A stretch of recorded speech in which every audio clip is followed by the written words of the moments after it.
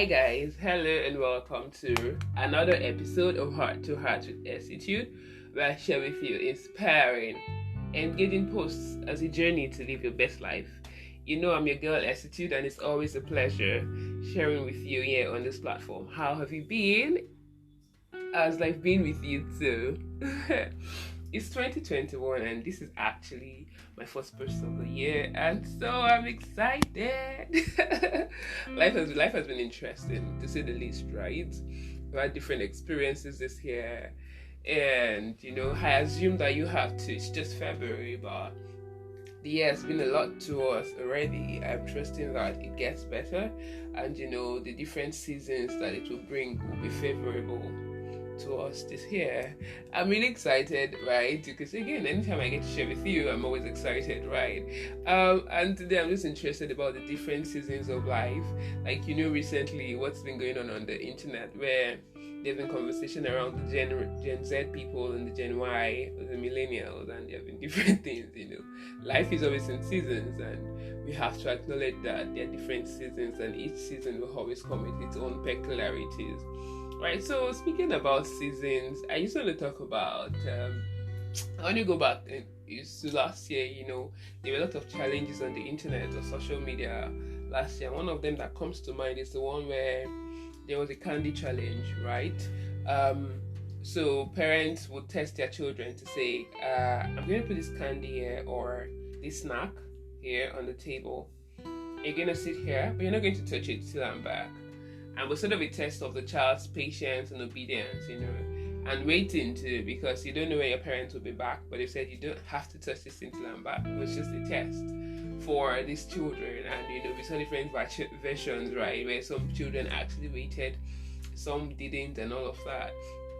And it's just that scenario, right? Just reminds me again of life. And why am I talking about life? So I just want to talk with you guys today about life seasons waiting. Like that child that has to wait for his parents to be back. Okay, his mama says don't touch this, daddy says don't touch this, I'm going to be back soon. Okay, so should I touch it or not? It's quite tempting to me. That's one scenario.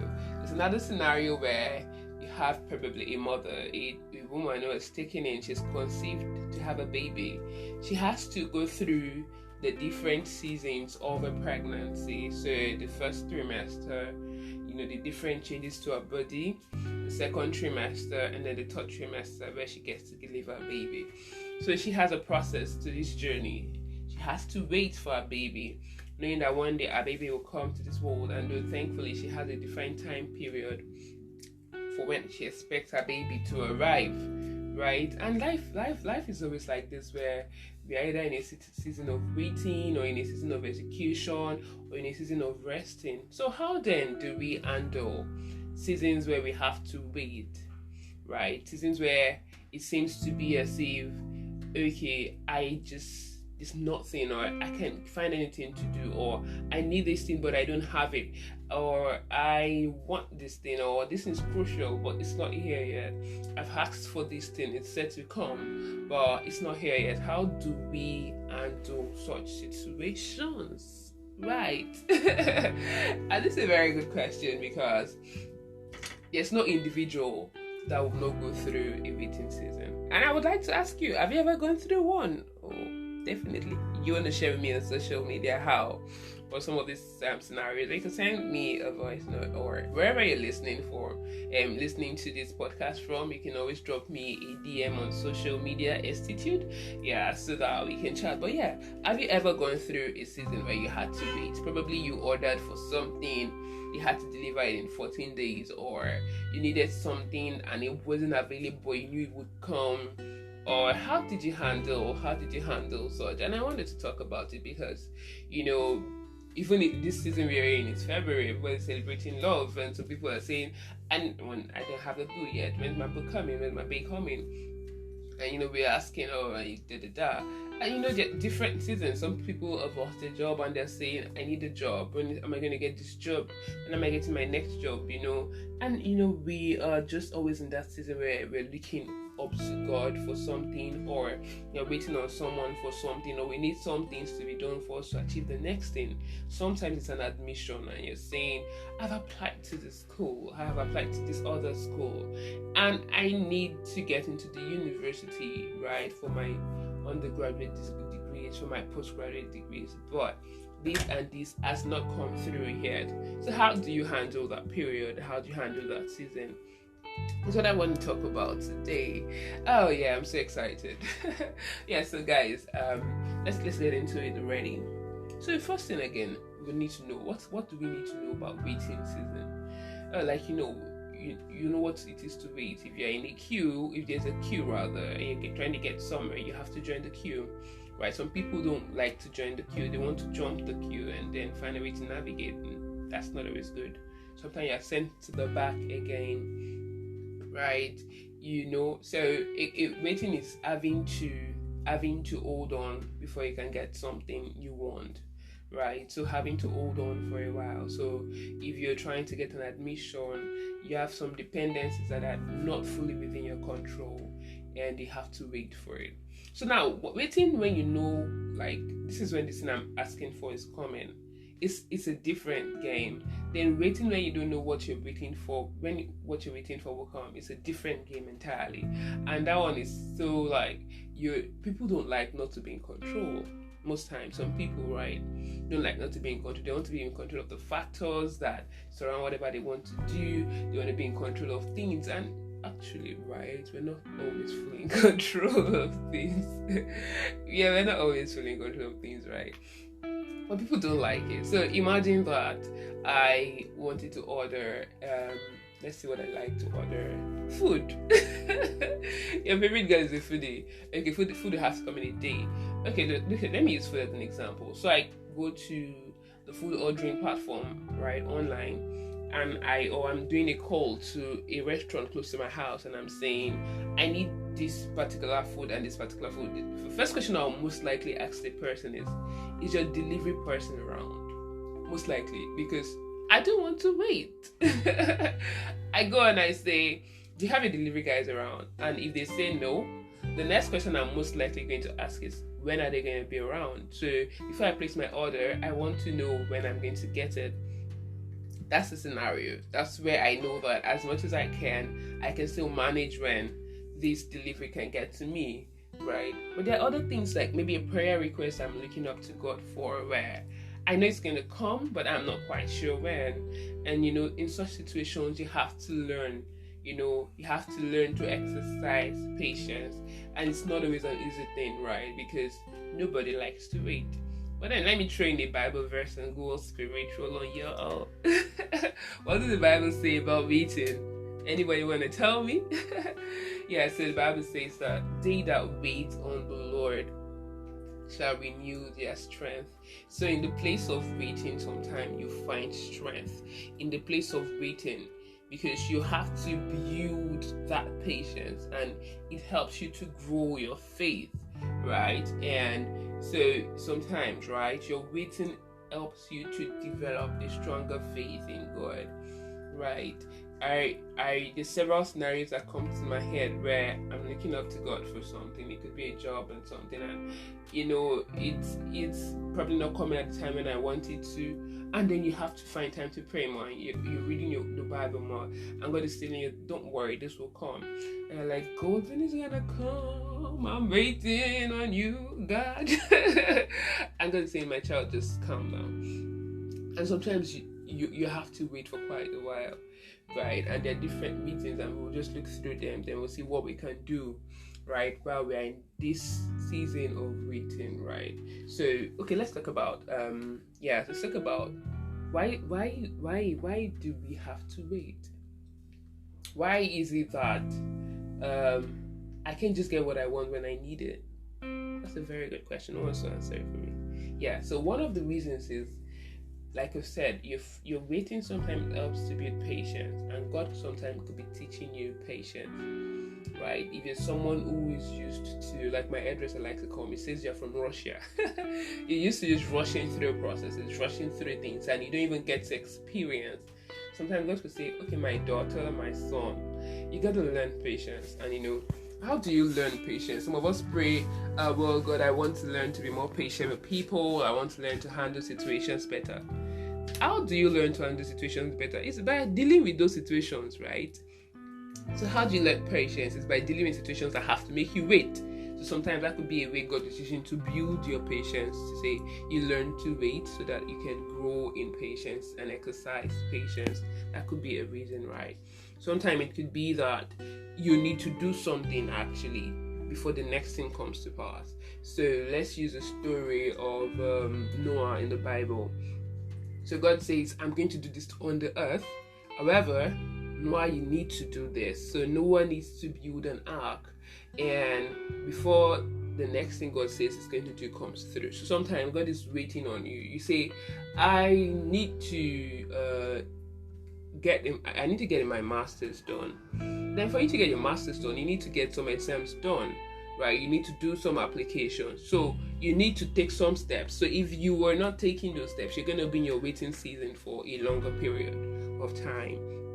Then sometimes it is because you're probably getting distracted by other things, and God is saying, I need you to redirect your thoughts and refocus. So something happens that then informs you, or that triggers a season of waiting where you begin to realize, oops, I actually been going the wrong direction, and I need to redirect my thoughts or my focus or my path, right? So that could be a reason why you are in the waiting season, and sometimes you don't even know why. It's just God working out things. And I think a good way to handle this is, I'm supposed to get into this later, so I'll get into it later.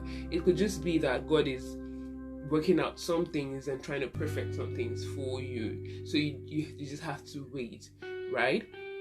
And sometimes, right, you're in your waiting season because you have refused to move. Oh well. Bloop, bloop, bloop, bloop. Yes, actually. Yeah, correct. Because there are times when God expects you to have moved, but here you are and you're saying, God, I'm waiting on you. Do you remember when God told the children of Israel, right? It says, tell the children of Israel to move. Tell them to go forward. Don't let fear stop you, because sometimes you're in your waiting season because of fear, because of doubt, because of an imposter syndrome. Do you get? These are some reasons why you're still there. So don't let those things stop you. Just do it afraid. Do it irrespective of the fear. Yeah, so that could be some reason. This is getting long, but hope you're getting the flow, right? So your waiting period, sometimes it could be like a transitioning. I remember when I wanted to transition into another career path. So for like 2 years, I've been talking to my boss to say, I want to move to this area of technology, right? And it's been a conversation that's been going on. I had mentors I've spoken to, and it seemed to be, it's not coming true. I've written exams, and I need to make this move. But it seemed not to be an opportunity. However, something came up, right? And before you knew it, that particular path I wanted, because I'd been speaking about it and doing some things about it, by the time the opportunity came, I was able to just get the opportunity to get into what I wanted to do. So sometimes your waiting could be for a transition reason, where you're trying to transition to something new, and you have to wait the process. So, but you have to go through. You have to go through that process. It could be a preparation, and it could be for an opportunity like I've shared. So, what do you do when you are waiting? What do you do? I've just given you an example. You don't fold your hands and say, like that guy, okay, I don't know why I'm going all spiritual on you all today, but oh yeah, I'm a spiritual being. Okay, so like that guy where Jesus says there was a master that was living in a place, and he had given his servants like different gifts, and he gave this guy one gift. He gave some other guys 2 gifts. He gave some other guys 5 gifts.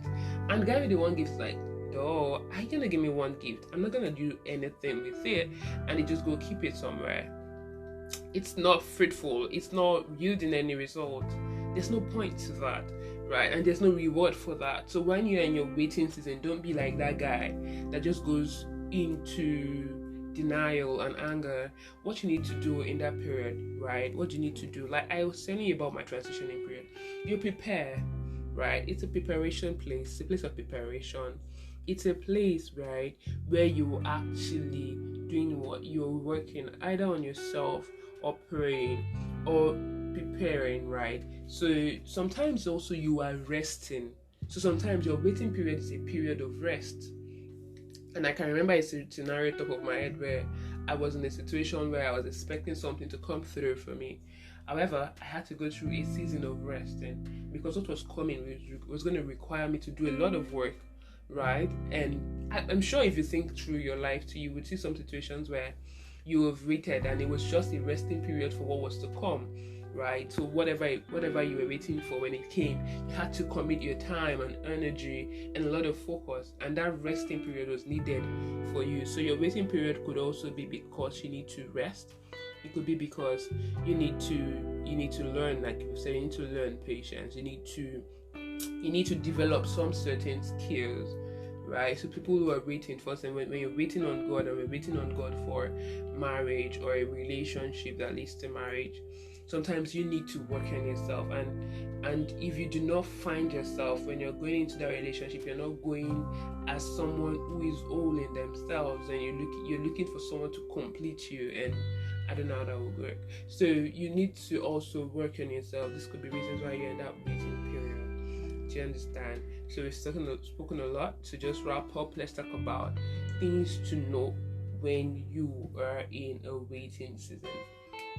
Alright, so first thing you need to remember that God's timing is not our timing. So let's talk about marriage, right? So maybe you feel like, oh my God, I'm going older and all my friends are getting married, or I need a job. Okay, let's use marriage and use the job. So you go, well, I shouldn't be married at my age. And versus if you're married at 25, something's wrong with you, And you don't remember that it's not society's timing, it is God's timing and your life. So don't put yourself under undue pressure saying society expects this, No, bro. Take a chill pill, okay? I don't know why I'm so excited this morning. Yeah, so it's God's timing, not every other person's timing. Same for jobs, right? You left school with some of your colleagues, and almost every other person has gotten a job but you, and it seems to be something wrong with me. Am I not smart? Hey, it's God's timing, not your timing. And again, you need to do some things in that waiting period that you may be able to get done. So remember that God is faithful. So even in your waiting season, don't lose hope. Don't let the situations make you downcasted and depressed.